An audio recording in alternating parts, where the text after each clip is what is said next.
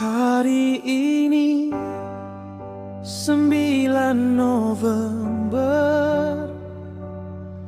janji suci telah terucap. Christian dan Miesye disatukan dalam kasih pernikahan kudus. Biarlah cinta dan kasih sayang akan terus melekat selamanya. Tuhan jadi pusat di setiap langkah. Christian dan Miesye, cinta abadi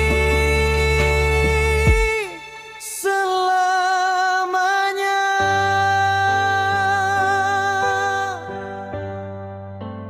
Berdua menapaki jalan hidup, dalam suka duka bersama. Tangan Tuhan yang menuntun langkah, menjadi satu dalam kasih setia.